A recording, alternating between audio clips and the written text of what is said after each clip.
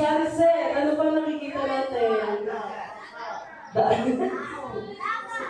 Grabe, very ano yan. Kitang-kita naman pala din sa inyo. So may dagat, may sunset, may baka. Okay? So isa ito sa sa pinaka... Sino nakakita na ng ganito ng personal? Amen, di ba? At ano to parang inaantay, di ba? Pumunta kayo dun sa mismong lugar, inaantay niyo yung time na magkano yung araw, o kaya yung sisikat yung araw. Isa to sa pinakamagandang tanawin na nilikha ni Lord para sa akin. Tapos talagang, kaya hindi naman masyadong halata kasi halos lahat yata ng gadget ko. Ganito yung wallpaper na puro sunset, puro ganyan, dagat. Kasi, bukod doon, meron pa siyang isang pinapakita. Di ba minsan, ang sinisignify ng sunrise at sunset, di ba pag sunrise daw, ibig sabihin new day. Parang bagong pag-asa, bagong araw. Pag sunset naman, ang pinapakita naman nun, natapos na yung araw. Ibig sabihin, pwede na magpahinga, parang ganon. Pero meron pang isang pinapakita tong dagat. Sa gitna kasi niya, sige po, next slide tayo. Sa gitna, sa itsura kasi ng sunset or sunrise, meron tayong nakikita lagi na parang linya na kulay itim doon sa may gitna. Sino nakakala ko ng tawag doon? Oh, wow! Very good. So, ano pa, may nagsasalita dito. Nasagot ka ba, George? Okay, so, horizon. Horizon, tama po tayo. So, kasi isa din sa tema natin for this January, New Horizons with God. Ang definition daw ng horizon ay next slide. Sinasabi dito na it is the line, horizon is the line we see where the sky appears to meet the earth or the sea. So kagaya nga ng sabi natin kanina, ito yung linya doon sa gitna, yun, may ilaw. Sa gitna ng araw at saka ng dagat. Pwede din makakita ng horizons pag nasa bundok. Kasi yung iba gusto dagat, yung isang iba naman bundok. Kapag nasa bundok ka, may makikita ka din na parang hangganan na gano'n. Tapos earth na, tapos sky. Horizon din naman yung tawag doon. Basta nag-limit yung araw or yung earth, gano'n. Yung sky at saka yung earth, yun or sea, yun yung tinatawag ng horizon. Ngayon, may isa pang definition ng horizon. Sabi dito, horizon is the limit of a person's mental perception, experience, or interest. Napakaganda pag sinasabing over the horizon. May mga nakikita kasi ako mga banda, ganun yung title ng band nila Over the Horizon. Kasi parang ang sinasabi ng over the horizon, ano yung meron pagkatapos ng horizon. Kasi kapag tinitingnan natin yung horizon, parang walang katapusan Kasi kaya siya gano'n, kasi hindi siya mararating. Parang hindi mo siya marating. Pero, ang ganda isipin kapag ikaw yung taong nakatingin sa point of view na nakikita mo yung horizon, tinitingnan mo, ano kaya yung meron over the horizon? At, perfect na perfect. Perfect na perfect yan sa tema natin ngayon na New Horizons with God. Kasi kung iisipin, napakagandang simula nun para ngayong 2025 na merong bagong horizon para sa atin ng Panginoon na lagi natin iisipin, ano ba yung meron pa dun sa na alam naman natin na kapag tayo nananampalataya kay Lord, yung buhay natin laging over the horizon na hindi lang tayo nandun sa limitasyon ng kakayahan, limitasyon ng isipan ng tao. Kasi, di ba nga, ang definition ng isang horizon, limitation ng perception or limitation ng kaisipan natin. Kasi yung limitado lang yung nakikita natin. Pero kapag may Diyos tayo, laging may bagong horizons. Kasi meron tayong laging nagiging over pa dun sa nakikita natin. Over pa, ano yung binibigay ni Lord over dun sa horizon na meron tayo. Diba? Kaya kapag tinitingnan natin yung dagat, isa na din yun sa pwede nating makita na hindi lang bagong araw or tapos na yung araw. Kundi pag nakita natin yung horizon, maalala natin na thank you Lord kasi lagi kang may over pa dun sa limitasyon na binibigay mo sa akin. Na yung natatanong natin, hindi lang dun yung kayang ibigay ng Diyos. Kaya niya din ibigay yung mga hindi na natin natatanaw, yung lampas pa dun sa horizon. Kaya di ba, ang ganda ng tema natin for this month, New Horizons with God. Kasi may bago na namang horizon na ibibigay si Lord sa atin ngayong taon. So, teka, bakit na puro ganito? Bakit pananampalataya or tungkol sa dagat? Kasi, ang pag-aaralan natin ay related din naman sa dagat. At syempre, sa pananampalataya. Kasi nga, ang tema natin for this 2025 ay by faith mangyayari kahit na para imposible. So, ang topic natin ngayon ay ayan, New Horizons with God. Sorry, hindi ko na ginamit yung point. Ayan, ang topic natin ay New Horizons with God, trust God in all your beginning, magtiwala sa Diyos kapag nahaharap sa mga pagsubok. O di ba, bong. So ngayon, dito naman tayo, nung nakaraang linggo, may mga bagong adventure or pakikipagsapalaran ng hirap, no? Di ba? Mananampalataya ka. Pag nagta-travel ka, talagang testing na testing mo naman talaga yun eh. Di ba? O pupunta ka sa hindi mo alam na lugar. Ano bang klase mga tao doon? Ano bang klase kinakain nila? Talagang nandun yung mga pakikipagsapalaran or mga bagong yung pananampalataya natin sa kung ano yung mangyayari. Pero dito, ngayon namang linggo, ang message naman sa atin ni Lord ay paano tayo magtitiwala kay Lord sa panahon naman na may mga pagsubok. Ay, grabe naman. Pagsubok talaga. Okay, wait lang po. Ayan.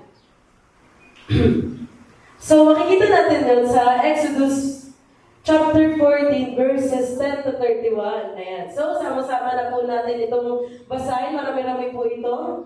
Ayan. So, verse 10. Sama-sama po natin basahin. Matindi. Nang makita nilang dumarating ang Paraon ng mga Egyptyo. Kaya tumayin sila kay Yahweh. Sinabi nila kay Moises, wala na bang pagdinala sa amin sa Egypto, kaya kami dinala sa ilang para dito mamatay? Nilabas mo nga kami sa Egypto, ngunit tignan mo ang nangyari. Hindi ba bago tayo umalis, sinabi naman namin sa iyo na ganito nga ang aming sasabitin? Sinabi na namin sa iyo na huwag mo kaming pakialaman at pabayaan na lamang kaming manatiling alipin ng mga Egyptyo, sapagkat mas gusto pa namin maging alipin kaysa mamatay dito sa ilang. 13. Sumagot si Moises, lakasan ninyo ang inyong loob. Huwag kayong matakot. Tingnan na lang ninyo kung paano kayo ililigtas ngayon ni Yahweh. Hindi na ninyo muling makikita ang mga Egyptyong iyan. Okay, verse 14. Pagtatanggol kayo ni Yahweh, pumanatag lamang kayo. Sinabi ni Yahweh kay Moises, bakit mo ako tinatawag? Palakarin mo ang mga Israelita. Itapat mo sa ibabaw ng dagat ang iyong tungkod, mahahati ang tubig at matutuyo ang lalakaran ninyo. Lalo kung pagmamatigasin ng mga Egyptyo at pasusundan ko kayo sa kanila.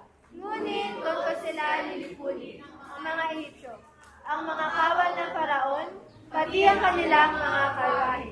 Ipapakita ko sa Paraon at sa kanyang hukbo ang aking kapangyarihan. Sa gayon, malalaman ng mga Egyptyong iyan ako siya. Verse 19.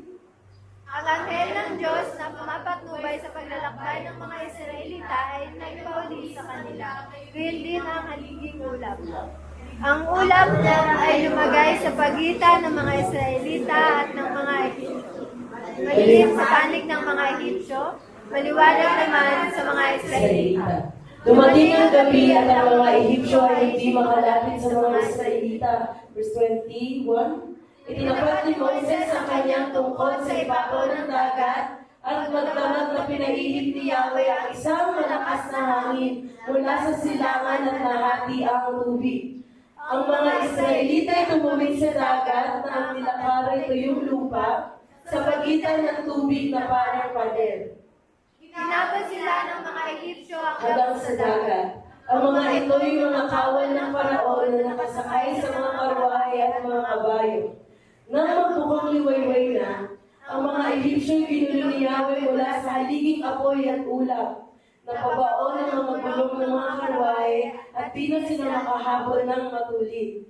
Kaya sinabi nila, Umalis na tayo rito sapagkat si Yahweh na ang kalaban natin. 26. Sinabi ni Yahweh kay Moises, Itapat mo ang iyong tungkod sa ibabaw ng dagat at tatabunan ng tubig ang mga Egyptyo pati ang kanilang mga karwan. 27. Ganun nga ang ginawa ni Moses, at sa pagbubukang liwayway na numbalik sa dati ang dagat. Ang mga Egyptyo ay nagsikap makatakas, ngunit pinalakas ni Yahweh ang pagdagsa ng tubig, kaya nalunod silang lahat.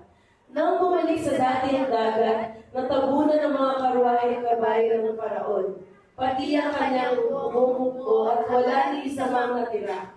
Ngunit ang mga Israelita ay nakatawid sa dagat na tuyong lupa ang dinaanan, sa pagitan ng tubig na parang pader. Nang araw na iyon, ang mga Israelita ay niligtas ni Yahweh sa mga Egyptyo. Nakita nila ang bangkay ng mga Egyptyo na nagkalat sa tabing dagat. Dahil sa kapangyarihang ipinakita ni Yahweh laban sa mga Egyptyo, nagkaroon sila ng takot sa Kanya at sumampalataya sila sa Kanya at sa likod niya si Moises. So let's close our eyes and let us pray. Lord, thank you so much for this message, Panginoon. We know, Lord, na you have a plan, Panginoon, kung ano yung gagawin mo, Panginoon, sa amin sa mensahe nito. Kayo po ang matakila, Lord God, sa araw na ito, Lord. Gamitin niyo po ko bilang inyong tagapagsalita. Ngunit, Lord, sa bawat mga salitang sasabihin ko, Lord, na taas and also, Lord, na maging encouragement to sa amin kaysa maging discouragement. Maging bukas din po yung puso at isip namin sa aming mga maririnig ngayon at ikaw, Panginoon, ng matakila. Salamat, Lord. In Jesus' name we pray. Amen. Okay, ready na ulit. Tapos na magbasa ng mahaba. So, ready na tayo, background na tayo. Ito na yung story natin ay makikita sa Exodus. Pangilan ng Exodus sa Bible? Wow, grabe talaga mga word per word na hata.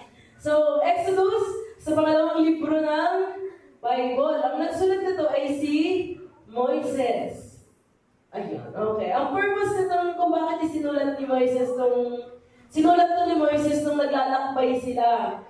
Tapos na sila makaalis dun sa dagat na pula, naglalakbay sila sa wilderness of Sin. Sinulat to ni Moises noon. Ito ay para ma-record yung mga events ng mga Israel sa pag-alis nila dun sa Egypt. Kasi sa kwento natin ngayon, sino yung mahabol sa kanila? Ano mga lahi? Egyptyo. Mga Egyptian. So, sinulat ni Moises yun na parang, ito yung hindi talaga to parang, ito ay history. History na nangyari sa kanila parang paglabas nila ng Egypt. Alam nyo ba, ano to, FYI, alam nyo ba na sa Egypt, di ba, kung titingnan natin, hindi lang naman to history ng mga Israel, pero history dito ng mga Egyptian kasi kasama sila dito. Sa Egypt, hindi nila sinulat itong story na mayroong salot silang naramdaman, na mayroong silang nahinabol nila yung mga Israelita.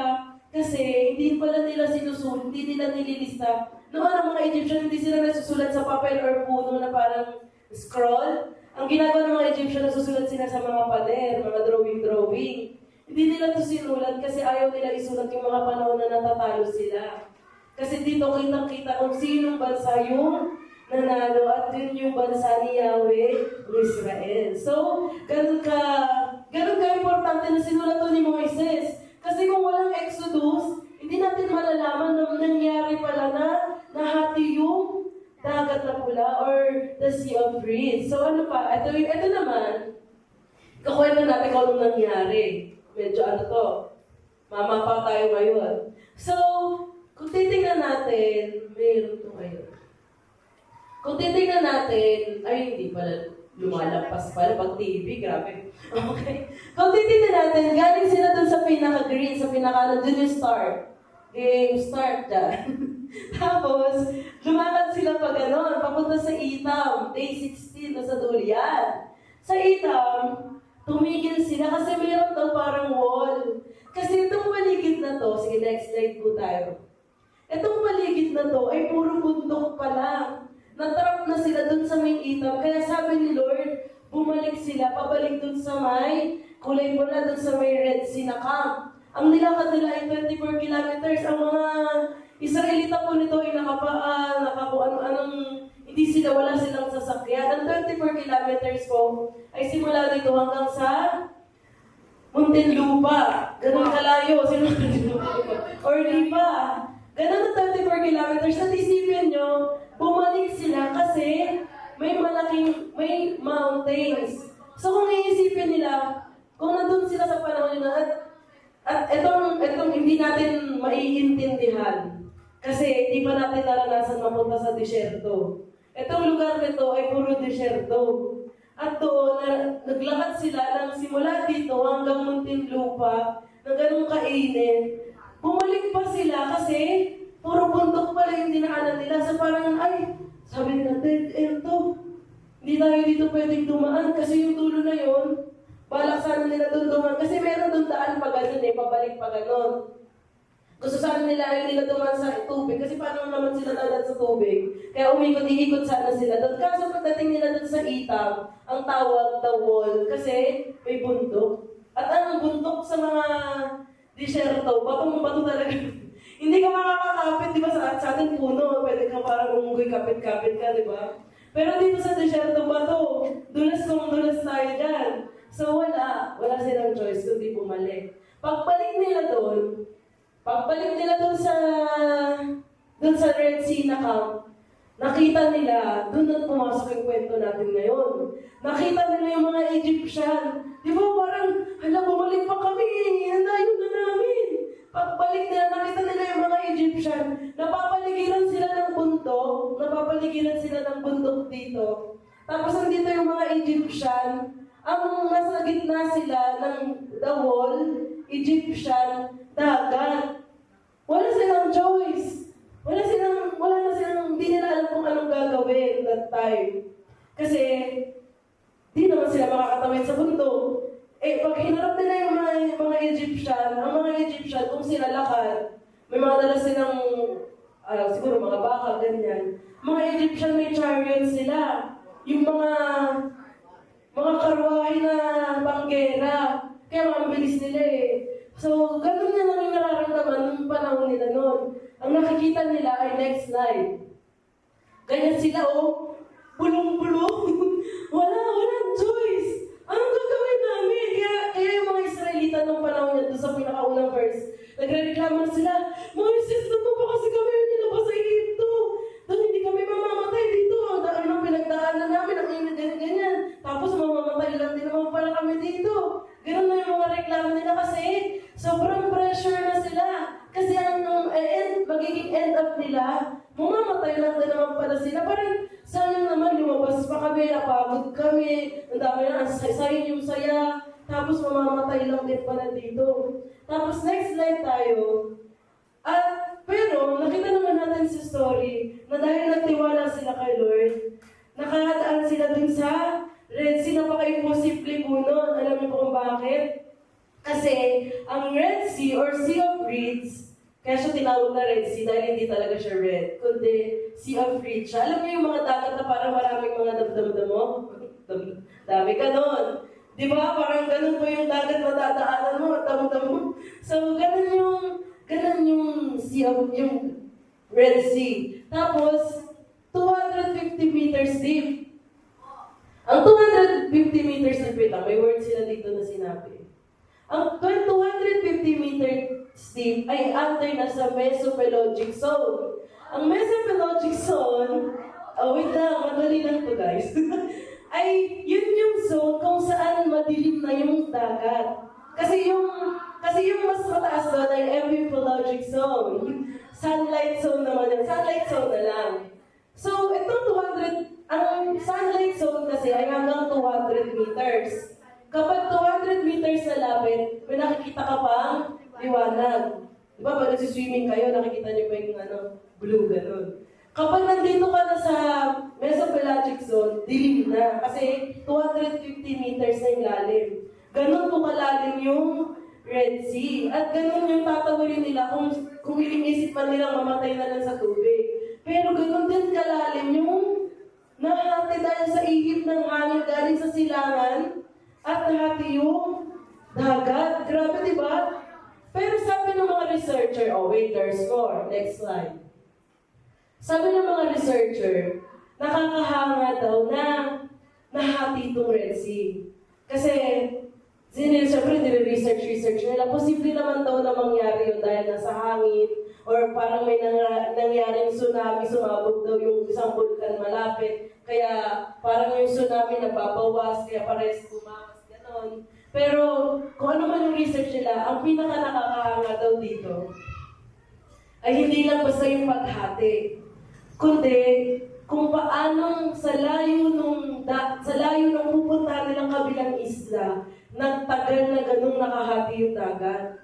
Alam niyo ba kung gaano kalayo? 16 kilometers yung layo. From here to Bae Laguna. Ano pa yung isa? Bae Laguna, Santa Rosa, or Tanawan, Batangas. Lakad po yun, lakad ha? Lakad. Sa mga mahilig maglakad.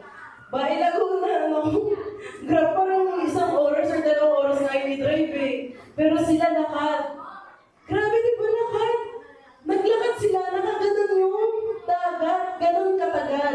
Kaya sabi ng mga researcher, bukod sa paghati ng dagat, ang pinaka nakakahanga, paano nagtagal na ganon nakahati ng ganon kalayo, at nung makarating yung mga Israelita dun sa tulo, tsaka bumagsak yung dagat dahil natapunan na yung mga Egyptian. Di ba? Grabe, ganon kadakila si Lord dun sa mga Israelita. At yun yung ipinamalas niya dahil may mga Israelita na nagtiwala sa kanyang kapangyarihan at background pa lang po pala ito. Kasi ngayon, paano dun sa ganong buhay, kapag nakita natin na kapag nahaharap sa matinding sitwasyon, kapag nagtiwala ka sa... Battery. Guys, Wala ang battery.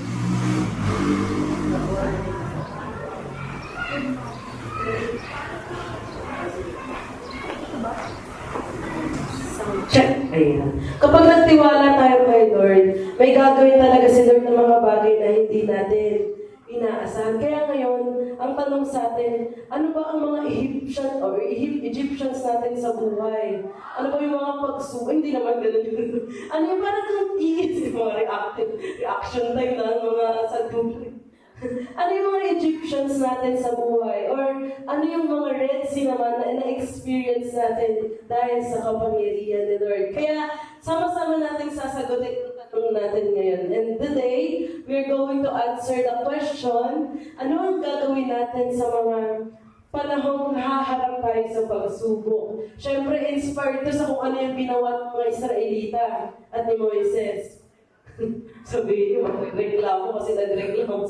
Okay, next slide tayo. Ganda-ganda tayo ngayon. Ang una natin gagawin, okay, ano ang gagawin natin sa panahon na nakaharap tayo sa pagsubok? Para po sa mga hindi kita sa likod, ang sinasabi po dito, laksan ninyo ang inyong loob, huwag kayong matakot. Laksan ninyo ang inyong loob, huwag kayong matakot. Pagsabi ka sa katabi, o sa kabila naman.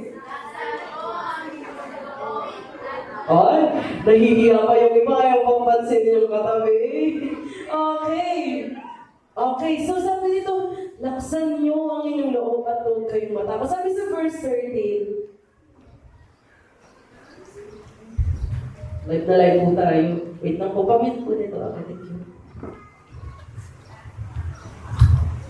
Ayan. So sabi sa verse 13, sumagot si Moses, laksan nyo ang inyong loob, huwag kayong matakot. Tingnan na lang ninyo kung paano kayo ililigtas ngayon ni Yahweh. Hindi na ninyo muling makikita ang mga Egyptiong iyon. Habulin natin yung slide. Ayan. Okay. Ano bang nangyari sa mga Israelita? Kwento ko na ito kanina. Sige po, next slide. Alam na din naman natin na sila ay na corner. So sa buhay natin, bukod sa na-corner sila, tingnan naman natin yung nangyari kay Moises. Yung mga Israelita pressured na. Reklamo na sila. Ano naman sinabi natin ito? Ganun na sila. Tapos nagre-reklamo na sila ng mga pinagdaanan nila, bakit nangyayari sa kanila. At si Moses bilang leader, anong naging reaction ni Moses? Na-pressure din ba siya? Oo nga, ano gagawin ko? Ako pa naman inutusan na Lord, ilabas kayo dito. Ganun ba? Hindi, di ba? Anong sabi ni Moses?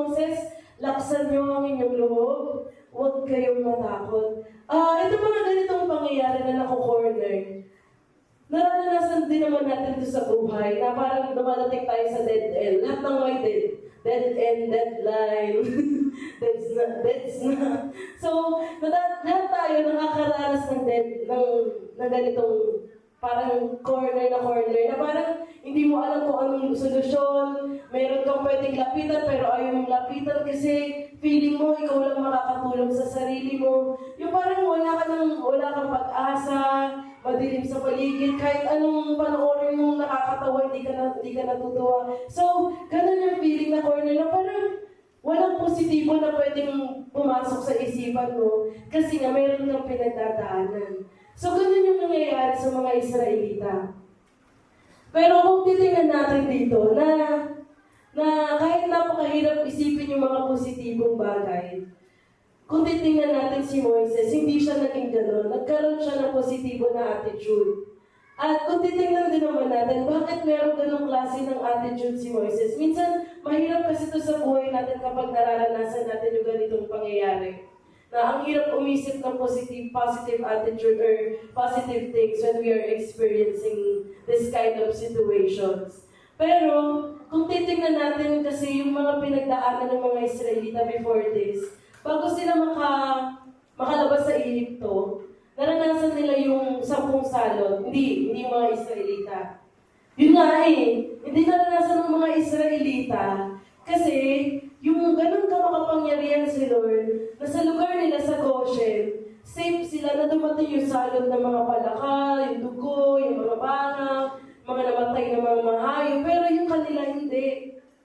At lahat ng yung naranasan nila, kung titingnan lang nila yung mga pagbabalik ng ginawa ni Lord, sa mga times na ganito, hindi sila matatakot kasi alam nila na meron silang Diyos na kayang gumawa ng mga bagay. Nagpaulan pa naman ng yelo. Tapos, di ba bago mangyari bago sila tumawid sa dagat, may nagbabantay sa kanilang haliging apoy at ula. Tapos nakalimutan nila nung panahon na presyo minsan kasi ganun talaga Kapag parang na-corner ka, pag na-corner ka, napakain ka sa panic, wala ka talaga magpa-blackout yung isip. At yun yung iiwasan natin. Kasi kapag nangyari na parang nag-blackout yung isip natin na nawala na tayo ng positibong bagay, syempre, negatibo na yung papasok sa isip natin at imbis na magpasalamat, magiging reklamador tayo. At yun nga, sabi pa dito, sa next slide, character is revealed when pressure is applied. So kapag na-pressure tayo, lalabas ang tunay nating ugali. Naku, paano kapag na-pressure tayo ang ugali natin? Reklamador tayo, di yan, ang tunay nating character. Naku, doon pala din makikita yung ugali natin. Diba, mapagpanggap pa tayo minsan, hindi ko ipapakita yung tunay kong ugali. Pag naranasan ng mga pressure, doon lalabas pala yung ugali natin. Nagiging reklamador. Ayun, pangit pala ang character. So kapag napipressure, lumalabas yung tunay na ugali. Anong tunay na ugali ng mga Israelita? Reklamador. Mahilig parang yun agad yung nakita. Anong ugali naman pinakita ni Moises? Kita niyo si Moises? Kung ano yung character development, yes. Character development. Kung ano yung character development niya from the burning bush, na Lord, bakit ako yung tinawag mo? Pero ngayon, siya na yung nagsasabi na, huwag kayong laksan niyo ang inyong loob, huwag kayong matakot. Nakita natin kung ano yung pagbabago na ginagawa kapag talagang nagtitiwala sa Panginoon. At ang gusto sabihin sa atin ni Lord ngayon, syempre, sige, next slide tayo. Na kung papipiliin tayo dito sa dalawa, or kung magkakaroon tayo ng ideal character, anong gusto natin character? Character ba ng mga Israelita or character ni Moises? Siyempre, ang goal natin kahit mahirap minsan, character ni Moises. At higit sa lahat, ang kailangan ng mundo ngayon ay yung character ni Moises. Kasi tayo bilang mga Kristiyano, alam na natin kung gaano ka makapangyarihan si Lord. At kung tayo magiging Moises, makakatulong tayo sa mga tao na nakakaranas ng mga bagay na nasa sitwasyon. Kung tayo magiging Israelita pa, imbis na tayo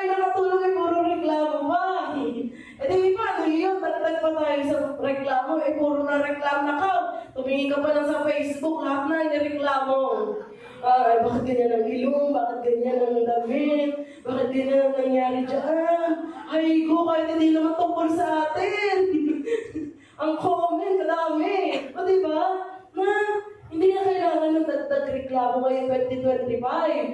Ang kailangan ng mundo natin ngayon ay mga Moises. Kung saan sa gitna ng mga kaguluhan, sa gitna ng mga problema, mayroong mag-i-encourage na iibayin natin yung approach natin ngayon. Kasi kaya tapin din siya atin ni Lord. Kasi gusto niyang sabihin na maging Moises na tayo. Eh ako, hindi ko naman ito sinasabi. Di ba? Nagkatama tayo lahat. Siyempre, hindi ko naman ito sinasabi dahil Moises na ako. Siyempre, may mga times na nandun pa rin. Pero siyempre, kapag nagtiwala kay Lord, gagawin ng Panginoon na maging kagaya tayo ni Moses, na masasabi natin, huwag kang matakot. Kasi kung hindi, tayo magiging alipin ng takot. Halimbawa, may nangyaring pagsubok, panik agad ang naging paligid. Naging paligid na. Panik agad ang panik. Paano tayo makakatulong yan? Tayo po yung dapat tulungan, di ba? So bilang mga Kristiyano, maging kagaya tayo ni Moses. Na, isipin niyo si Moses, ito nga mahirap Kung iisipin natin itong pangyayari nito sa Israelita, parang ganun din sa church. Hindi lang ito noon, hanggang ngayon.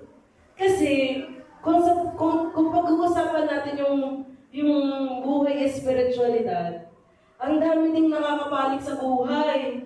At meron talagang tao na nandyan parang mga leaders natin, pastor, para mag-comfort. Pero kagaya ni Moses, kung titingnan natin yung position ni Moses bilang isang leader, sino mag-comfort? So, sino magsasabi sa kanya, huwag ka matakot? So, tingin niyo si Moses, hindi ka matakot? Sige, isipin natin. Si Moses ba kaya niya sinabi, huwag kayo matakot, laksan ng loob, kasi malakas loob niya, matapang na siya? Sa tingin niyo ba ganon? Siyempre hindi, natatakot din si Moses ng panahon yun. Bumalik nga sila kasi nasa dead end sila, at ang nakikita na lang nila ay bulong dagat. Horizon yung nakikita nila, ano yung nasa tulong yun. At hindi na nila iniisip kung makakarating sila doon. Ang iniisip nila, 250 meters deep sila pupulutin. Hindi, lulutang. So, di ba? Pero anong ginawa? Walang magsasabi kay Moses na huwag kang matakot, pero meron siyang Diyos. Kaya kung meron man tayong maitutulong, kung may maitutulong man ang mga Israelita kay Moses, malaking tulong na yung supportahan siya dun sa mga pangyayari. Huwag nang dumagdag sa reklamo. Diba na sa atin din bilang mga tao, na may mga leader, may pastor, syempre malaking encouragement na mapag-pray natin yung mga leaders natin. Kasi walang magsasabi sa kanila na huwag kang matakot kundi si Lord. Tapos patuloy syempre na susundin yung utos ni Lord na mag-encourage sa mga tao. At hindi lang to para sa leaders or para sa church, para to sa ating lahat. Na huwag na tayo magdagdag ng reklamo, kundi magdagdag tayo ng encouragement. At kaysa chismis or na, ano ba, kakakita pa lang, ano ba, ayun naman ganun naman, dami na naman sasaluhin, ang dami na step, buong kanta na ito. Buong kanta na tatagtagin niya yung word praise. Hindi na chorus lang. Reklamo agad. Hindi na ganun dapat na natin ngayon. Kasi di ba? Hindi na tayo dapat reklamo. Dapat tayo nag-i-encourage na sa isa't isa. So, imbis na padilimin natin yung mundo sa pagiging reklamador, kasi kapag reklamo tayo na reklamo, lalo natin makikita, puro dagat na. Kawalan. Di ba kasi, kapag nagre-reklamo ang isa, alam niyo ba na mas madaling makahawa ang reklamo kaysa positibo?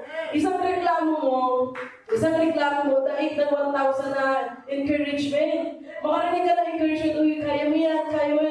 Lalo, paano yun kakayanin? Yun na lang yung narinig mo. Kaya, paano pagreklamo? So, isipin natin yun lagi, kahit subukan natin sa tulong ng Panginoon na huwag magreklamo sa bahay. Amen. Sa encourage na, and sa work, sa school.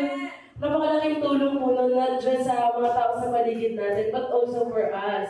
Kasi kapag hindi tayo nagiging reklamador, kapag hindi tayo nagiging reklamador, hindi natin napapansin na dead end na. Hindi natin napapansin na puro dagat na. Ang napapansin natin, may gagawin ng Diyos sa pinagdadaanan natin. Di ba? Kaya sabi ni Moises, huwag kang matakot, lakasan mo yung loob mo. Kasi yun yung gustong sabihin sa atin ni Lord. Huwag tayong matakot, lakasan natin yung loob natin. Alam mo kung bakit? Kasi tayo yung gagamitin niya para sabihin din yun sa iba. Kasi kagaya ni Moses, sinabihan siya ni Lord, ito, ng word na huwag kang matakot, laksan yung loob. Ngayon, sinasabihan tayo ni Lord, huwag kang matakot, laksan mo yung loob. Kasi si Moises yung ginamit ni Lord para sa ibang tao, tayo yung gagamitin ni Lord para sa ibang tao. Kasi hindi nila alam to. Kasi syempre, napapaligiran sila ng mundo na puro negatibo. At tayo yung gagamitin ni Lord for that. So, kaya tayo mismo, tatagan natin yung loob natin. Normal na maramdaman natin yung takot. Pero normal din na magkaroon tayo ng tapang kasi meron tayong Diyos na pagtitiwalaan. Kaya, ayun po. So, kaya sabi nga dun sa next slide, laksan ninyo, yan tama, laksan ninyo ang inyong loob, huwag kayong matakot.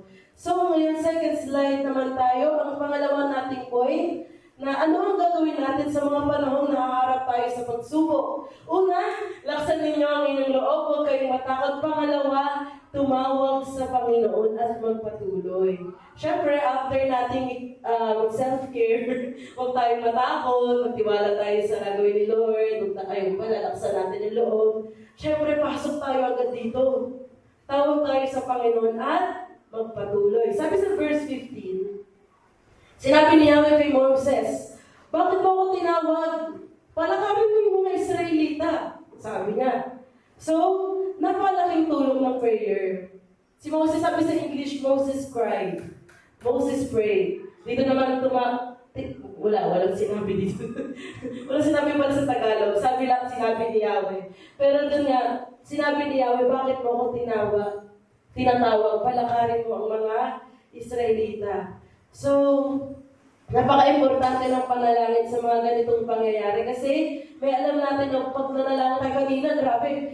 Pag kinakata ko yung, because there's just something about the name of Jesus, feeling ko, ang daming mga prayer na tinutupad si Lord, sobrang pasasalamat. Kaya dito pa lang sa panalangin, alam natin na nanalangin pa lang tayo. Pag binanggit natin yung pangalan niya, may nangyayari na. Kaya yun nga na dito sa point number 2, tawagin natin si Lord at magpatuloy. Ngayon, meron ako dito nakitang something sa line na to.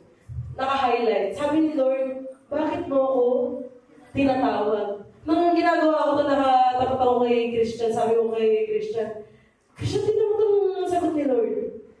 Dapat di ba mag-pray si Moises? Bakit ang sagot ni Lord? Bakit ako tinatawag? Tapos inutusan niya naman si Moises. Sinagot din naman ni Lord si Moises na palakarin mo mga Israelita. Alam niyo po ba sinagot ako ni Lord? Ano yun? Paano? Ang sagot ni Lord sa akin, huwag lang daw puro pray. Action din daw. Huwag lang daw tayo puro pray. Kasi alam mo, kaya pala may mga word na, nag-pray naman ako. Bakit ganito? Gawa, exam. Nag-pray naman ako makapasa. Bakit di pa rin ako pumasa? Hindi naman pala nag-review. Nag-pray naman ako dun sa pangarap kong bahay. Bakit di ako nagkaroon ng bahay? Nakahilata ka na naman. Ganun na sinasabi ni Lord dito. Bakit mo ako tinatawag? Palakarin mo mga Israelita. Na huwag lang tayo mayroong mga times na syempre kailangan natin mag-pray. Pero sa bawat prayers, kailangan natin ng action. Yan yung sinasabi pala ni Lord, di ba? Sinagot ako ni Lord dito ganun pala yun. Ganun pala yun, Lord. Kaya pala may ganun, bakit mo ako tinatawag? Kailangan pala namin umaksyon. Kaya sabi ko nga dito kaya ang point number 2 natin, tumawag sa Diyos at magpatuloy. Kasi sa English version, NLT, ang sabi ni Lord, get moving. move on. So, magpatuloy ka, lumakad ka, palakarin mo yung mga Israelita. Kailangan may gawing action dun sa panalangin. Kasi, hindi pwedeng after mapanalangin, natulala na. Nanalangin na, Lord, tulungan mo ko sa ganito, tumulala na. Ano na? Siyempre, after nun, meron tayong kailangan gawin bukod sa pananampalataya. Kailangan natin aksyonan yung mga, lalo na kung yung mga bagay na yun ay para sa future. Yung pangarap natin, yung mga bagay na kailangan natin talaga ng aksyon. Kailangan talaga natin na umaksyon. Lalo na dito kay na Moses. O nasa sitwasyon sila, sabihin nyo, pray na lang sila doon. O ano, parang sila magkakaroon ng shield, gano'n. Siyempre, meron silang kailangang action. So, yun yung sinabi ni Lord. Bakit mo ko tinatawag? Palakarin mo yung mga Israelita. Itaas mo yung tungkod mo. At yun na nga yung nangyari. Then, sunod-sunod na yung nangyari. Ngayon, kung titingnan natin, nakapattern to eh. Tingnan natin yung story ng nakaraan. Si Abraham. Diba? Nagpatuloy din siya. Hindi lang siya basta na-stay. Sinabi ni Lord sa kanya, pumunta ka sa lugar na hindi mo alam. O, diba? Ang galing, diba? Lugar na hindi mo alam. Tapos kung galing Ur, pumunta siya sa pumunta siya sa lugar na sinabi sa kanya ni Lord. Si Abraham, kaka-devotion lang natin last week, na yung anak mo, ay wala ka, ialay mo, mag-alay ka sa akin, ang dadalhin lang yung anak. Pero, sumunod pa rin siya, nagpatuloy pa rin siya na sa bawat mga kailangan natin sa buhay, all we need to do is to continue. Tuloy lang tayo ng tuloy. Kasi kung si Pablo, nung nakakulong siya, nag-stop na siya dahil gusto, parang nag-pray na lang siya, hindi na siya nag-gayag ng salita ng Diyos, hindi natin maririnig yung good news dito sa Asia. So, gano'n na, kailangan natin laging magpatuloy. Kaya si Moses, palakarin mo yung mga Israelita, tuloy-tuloy lang, na ang buhay talaga natin, kailangan tuloy-tuloy, nananalangin, pero tuloy-tuloy. Kasi next slide, ang katotohanan ng buhay, ay dadaan tayo lahat sa pagsubok at mararanasan natin ang hirap. Pero tandaan natin na hindi tayo talunan dahil may Diyos tayo. Na, syempre, dadaan talaga tayo. Hindi normal na walang pagsubok. Normal na meron tayong pagsubok na pinagdadaanan. Normal na meron tayong failures, may mga times na napapagalitan, nagkakamali. Normal yun sa buhay. Pero hindi tayo talunan. Yun yung mahalaga na isipin natin. Now, once we fail, we are not a failure. Tingnan natin yung failure natin as a lesson.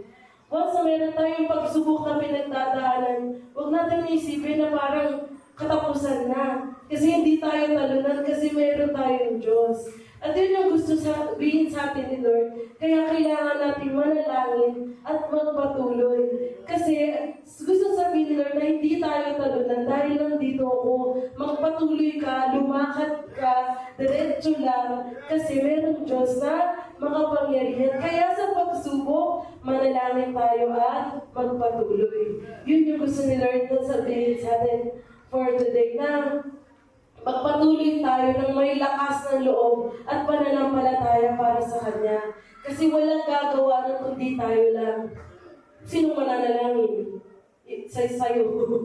Sino may choice para gawin yan? Sarili lang din naman natin, di ba? If we want to pray, we can pray. Tapos, kung sino mag-lead sa atin para magpatuloy, sino magbibigay sa atin ng go signal to continue, tayo lang din. Lahat ng yun ay choice natin. At magagawa lang natin yun if we will want it for ourselves. So, kaya tayo patuloy na sumunod kay Lord at manalangin at magpatuloy. Dahil ang third point natin ay sumunod sa utos ng Panginoon at magtiwala sa Kanya. Siyempre, last, magtiwala. So, una, laksan niyo ang inyong loob, huwag kayong matakot. Second, tayo ay mag-pray at magpatuloy. And lastly, sumunod sa utos ng Panginoon at magtiwala sa Kanya. Sumunod si Moises nung, next slide, nung itinaas na yung tungkod.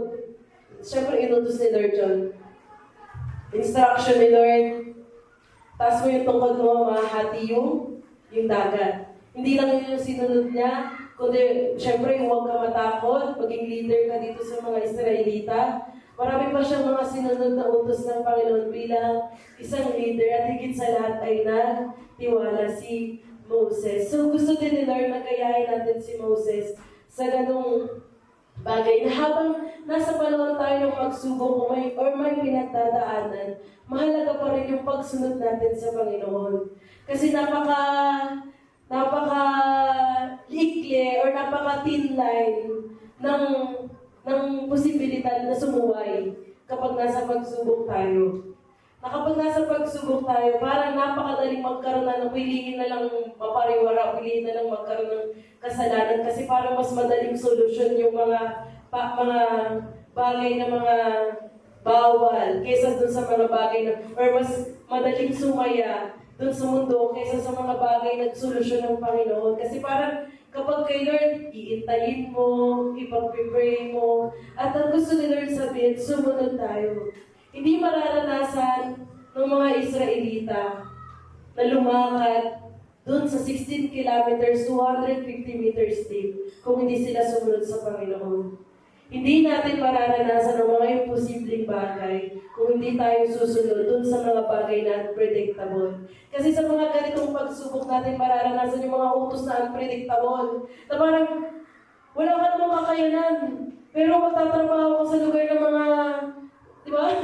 Wala ka namang kakayanan, pero mga katrabaho, mga attorney sa mga Lasal, sa UP, tapos engineer, wala ka namang kakayanan, pero mag-aaral ka ng college. Hindi mo alam, posible ba, Lord, makatapos ako? Bakit ba ako mag-aaral? Pero, mangyayari kung susunod tayo sa Panginoon. Kasi, doon sa mga ganong klase ng mga bagay na unpredictable, makikita natin na walang imposible sa Diyos. Na kapag hindi natin naranasan mag-step, doon sa 250 meters, di po lang liwanag na makikita. Kasi ganun kalalim, hindi natin makikita na kaya palang gawin ni Lord na maging dry yung land na yun. Hindi kaya palang gawin ni Lord na makatapos, kaya palang gawin ni Lord na gumawa ng mga himalang bagay para sa atin. Kaya grabe talaga itong tema natin na 2025. Kasi alam na, word for the word bahada, napatunayan na natin ito ilang taon na po tayo, mag-15 years na walang imposible sa Panginoon. At itong pagsunod sa Panginoon, once sumunod tayo kay Lord, alam natin na walang imposible at may kaya siyang gawin. Grabe po kasi, ngayong year, ang dami ng fourth year college na next year, parang imposible pero makakapagtapos na po yung iba nating mga college student na wala talagang imposible. Naalala ko po nun. Sige po ba, natin si Lord. Naalala ko po nung high school ako. Ano na to? Parang kwento ganyan. Naalala ko nung high school ako, sabi ni Mama Lenny sa ating mga workers, ang gusto ko, graduate kayo na may itim na toga. Mananalang pala tayo kung gagraduate kayo na may itim na toga. Noong panahon yun, hindi ko alam ano ba yung itim na toga. Ang alam ko kasi white, kasi elementary, high school, di ba white naman yung toga. Ano ba yung sinasabi ni Mama itim na toga? Sabi ni Mama college. Kung sinabi ni Mama college, hindi ko din alam kung ano yung college. Pero nung naranasan kong makagraduate ng college, nakita ko na wala talagang imposible. Kasi nagawa ng pamilya namin na makapagpatapos at na sa tulong ng Panginoon at na may dalawa na din nakatapos na tapos ngayon, marami na rin magtatapos sa bahada na parang noon, kung titingnan, pangarap pa lang yun. Ngayon, 2025 pa na sila gagraduate. Mali pala ako. 2025, mangyayari na marami, hindi na lang isa or dalawa. Marami nang magiging college graduate sa Word for the World Mahada, di ba? So, walang imposible sa Panginoon. Kaya, tingnan lang natin itong pagsunod talaga. Kasi talagang susubukin eh. Susubukin, syempre, hirap ng thesis. Syempre, ang hirap, gulo-gulo eh, no? Syempre, intuition pa. Di ba? Susubukin talaga yung kakayanan natin sumunod sa Panginoon. Pero tingnan natin, subukan din natin. Si Moses eh, mga Israelita, dead-end na talaga eh. Tingnan natin sa mga deadline natin. At saka sa mga deadline natin kung anong gagawin ng Panginoon kapag nagtiwala tayo sa Kanya. Ang kailangan na naman natin umpisa matakot eh. Kasi talagang mapaminta ang mga pagsubok. Talagang talagang masisindak tayo. Pero kung hindi tayo matatakot, makikita natin kung ano yung mangyayari. At kung nag-pray tayo, lalakas yung loob lalo natin. Kasi maaalala natin to prayer devotion. Devotion, araw-araw sasabihin sa'yo ng devotion, makapangyarihan ako, tutulungan kita sa ganito, kaya ko gawin sa... Diba? Na through prayer pa lang, alam na natin, para na tayo nakaranas ng 10 salot na blessing. Kasi pinagpala na devotion pa lang mapapaalala na how we are blessed. Tapos dadating itong pagsunod. Dito talaga susubukin ang tapang natin sa pagsunod. Kasi again, napakalapit na kaya nga sabi, pag may pagsunod, may pagpapala. Oh. Pag may pagsuway, may pagpalo. O, totoo naman. Sige, pag sumuway, kahit sa magulang man lang, pag sumuway ka sa magulang, bukod sa kurot, may konsekwensya pa tayo mararanasan. Ganon din kay Lord. Akala natin, pag sumuway tayo, syempre, sa umpisa, chill-chill ka lang. Pag suway, pili mo, saya-saya natin, saya-saya.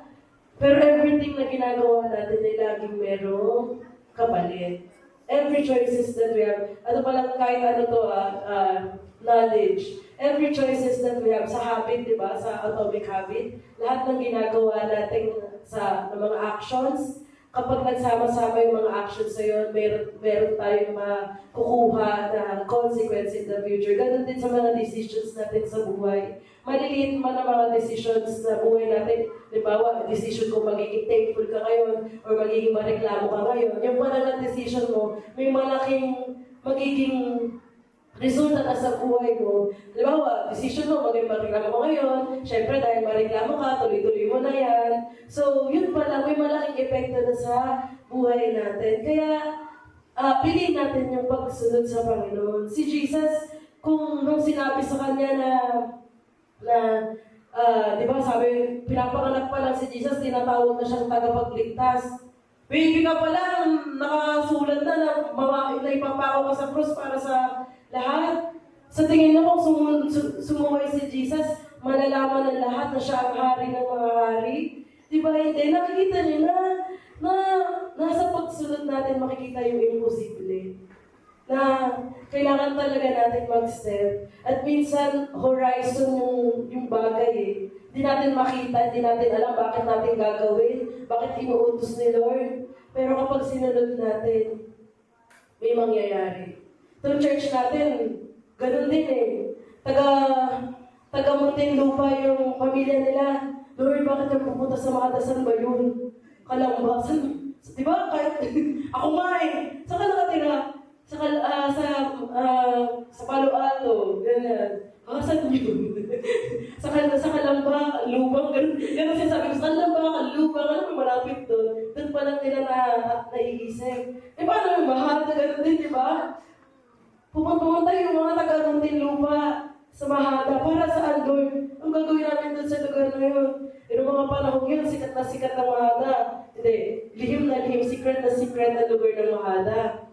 So, pero tingnan natin kung ano ginawa ni Lord. Kalahin niyo bang magkakakilala tayo para makilala pa natin ang lubusan si Lord, magkaroon tayo ng panibagong family dito sa church natin, di ba? So, ganun kumikilos ang Lord sa buhay natin. Walang imposible. Kaya kung titingnan natin yung pagsubok, akala natin negatibo siya. Pero hindi natin alam, itong mga pagsubok na ito, dumadating sa buhay natin. Para kagaya ni Jesus, dumating yung ganong pangyayari, sitwasyon ng buhay niya, ipako siya sa krus. Kasi may gagawin ng Diyos sa buhay niya. Magiging hari siya ng mga hari. Nasa buhay natin, kaya pala natin nararanasan yung mga pagsubok. Kasi may gagawin ng Diyos sa buhay natin. Kung wala tayong pagsubok na pinagdaan, wala tayong pagtuo. Wala tayo dito. Kasi bakit ba natin kailangan si Lord kung hindi naman natin nararanasan yung pagkilos niya? Kaya tayo nandito kasi naranasan natin yung mga pagsubok at napagtagumpayan natin yun para kay Lord. Alam ko po na kung iisa-isahin ang bawat isa sa atin, kaya-kaya natin i-describe kung paano tayo naging Kristiyano. At sa bawat mga kwento natin sa buhay, lahat ng yun meron tayong pagsubok na napagtagumpayan dahil meron tayong nakilalang Jesus. Kaya yung mga pagsubok na yun, minsan at our side, talagang nakakatakot. Pero kung titingnan natin na ito yung pagpapala kasi merong gagawin ng Diyos sa buhay ko, makikita natin na positibo yung pagsubok sa buhay. Na all we need to do is to pray for strength. Kasi alam natin na hindi natin kaya on our own. So, yun nga, ngayong pong taon, by 2025, ang ating tema ay by faith mangyayari kahit parang imposible. Na kung titigil lang tayo dahil may pagsubok, di ba grabe naman, di ba? Second week, ay ano bang week na ba? Second week of January, pagsubok agad, Lord. Ganun na tayo pinaprepare ni Lord. Na kapag may pagsubok tayo, huwag tayong matakot. Laksan natin yung loob natin, manalangin tayo, magpatuloy, sumunod at magtiwala. Ganun tayo pinaprepare, ini-equip ni Lord. Kasi sa pagdadaanan natin, ang mapagdadaanan natin ay by faith, may mangyayari, kahit parang imposible. Hindi lang ito para sa church natin, kundi sa bawat isa sa atin, bawat pamilya natin, na at the end of 2025, meron tayong mga ikukwento sa bawat isa na imposible na natupad ng Panginoon.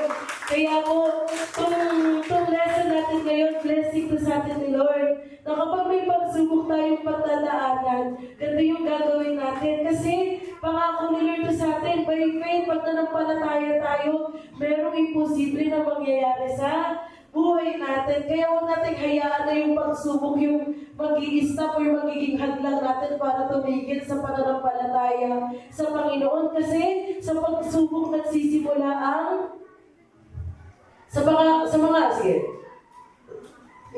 before that.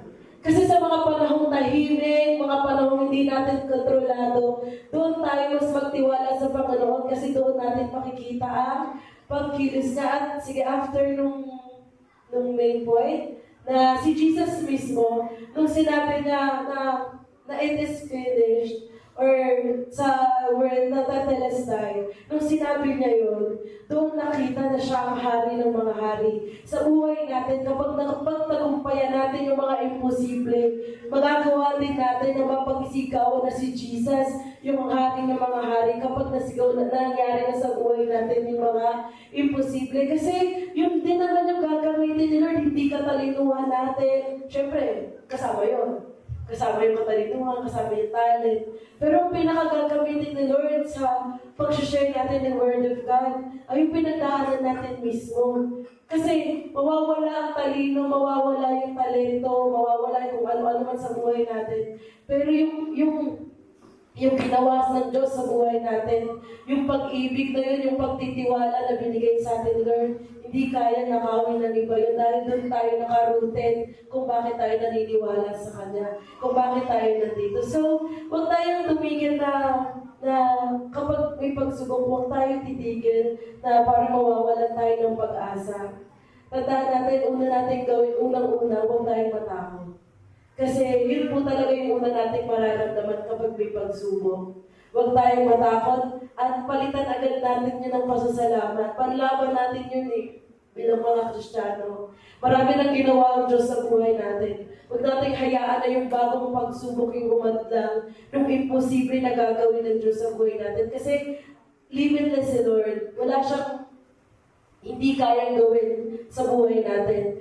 Sabihin pangalan natin yung pangalan niya, meron na nangyayari. Kaya huwag tayong magpapigil doon sa pagsubok-ulit-ulit para matandaan po natin. Kaya kung may gusto mang hamon ng Diyos sa buhay natin, ayun yung next slide. Ay syempre, babalik tayo sa main point natin ngayon. Na ang hamon ng Diyos sa atin ay magtiwala kapag nakaharap tayo sa mga pagsubok. Maging kagaya tayo ni Moses na kumapit kay Lord at sumunod sa Kanya dun sa mga panahon to. Kapag nakikita natin yung dagat, huwag na tayo masyadong parang more on sa selfie-selfie ganyan. Isipin natin na minsan isang bagay nangyari sa buhay ni Moses, lumikha sila ng imposible at gagawin din yun ng Diyos sa buhay natin. Kaya po, sama-sama po tayong tumayo ngayon at awitin natin ang salamat Panginoon. Sama-sama po natin awitan si Lord nitong kanta nito. At pasalamatan natin si Lord dun sa mga pagsubok din na pinagtataanan natin at patuloy tayong manampalataya sa Kanya. Sa pag-awit natin ito, bigay na natin yung papuri natin kay Lord kasi meron tayong Diyos na nagpakita ng kabutihan at pag-ibig sa atin.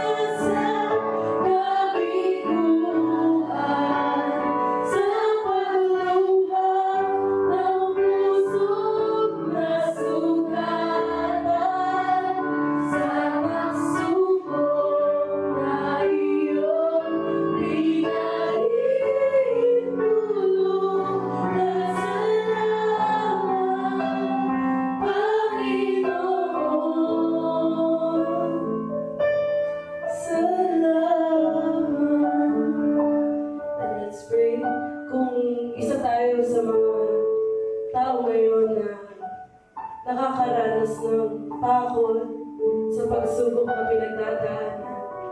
This is our time to pray and request for God's help.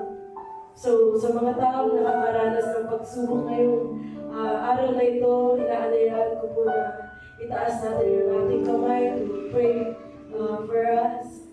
And let's pray. Lord, thank you so much for this message. Lord, through you we know that you are the God of encouragement.